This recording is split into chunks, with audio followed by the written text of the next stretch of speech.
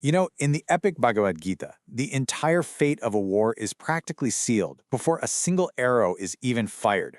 So today, we're going to dive into the very first sounds of that conflict. Just two verses that act like a prophecy, revealing everything you need to know about the battle to come. It's the story of how sound itself became the first weapon. We always seem to remember the first shot of a war, don't we? But on this particular battlefield, it wasn't a shot, it was a sound. A sound that was both a weapon and a prophecy, and it set the stage for absolutely everything that followed. Okay, so try to picture this. The battlefield of Kurukshetra. You've got two enormous armies, and they're filled with family, cousins, uncles, teachers, all ready to fight. The air is so thick with tension you could cut it with a knife. And the silence? Well, the silence is deafening. It's like the entire world is holding its breath. And into this heavy silence steps one man, Bhishma. He's the grandsire of the Kuru dynasty, this legendary, almost mythical warrior. And it's him. He's the one who makes the very first sound of this entire war.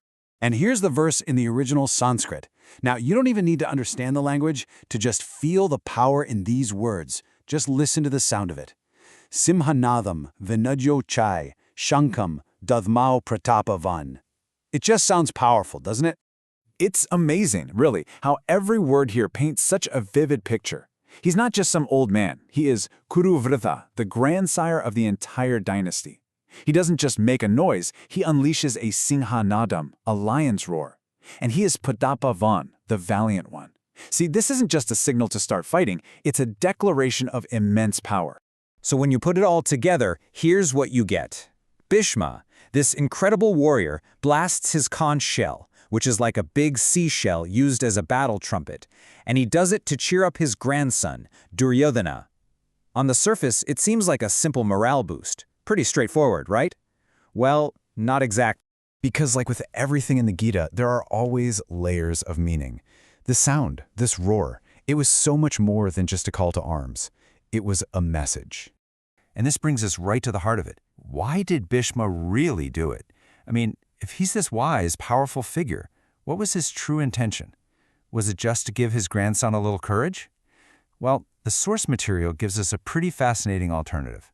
And this is where it gets so interesting, because it shows you just how complex he is. On the outside, yeah, he blows the conch to cheer on Duryodhana, but inwardly, symbolically, he's saying something much, much darker. The source tells us Bhishma knew his side could not win. Why? Because the divine, Lord Krishna himself, was on the other side. So that lion's roar, it wasn't a cry of victory, it was a declaration of his tragic duty.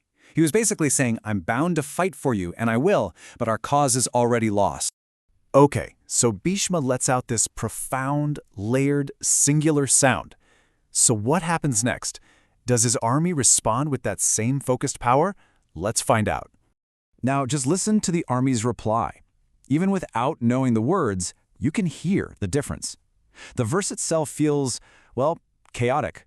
Sahasevabhyahanyanta, sa shabdas tumulo abhavat. That last part, shabdas tumulo, is the key. It means a tumultuous sound. So in response to Bhishma's one, controlled, powerful blast, the army just erupts. It's not one sound, it's a cacophony. You've got conch shells, drums of all sizes, horns, a whole chaotic orchestra of war, with everyone just playing at once. And the key word here again is tumultuous. This wasn't a coordinated, confident answer to their commander. Nope.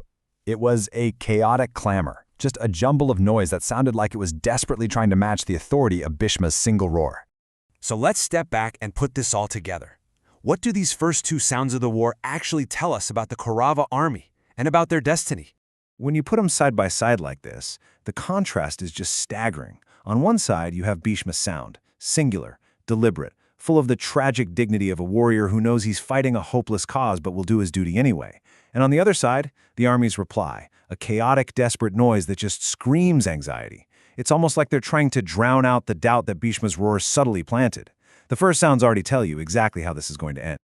So in the end, the first sounds of this war revealed everything. And it leaves us with a really powerful question to think about. When we face our own battles, our own challenges, what is our first sound? Is it a clear, deliberate roar of purpose, even when the odds are stacked against us? Or is it just tumultuous noise, full of sound and fury, but really signifying nothing.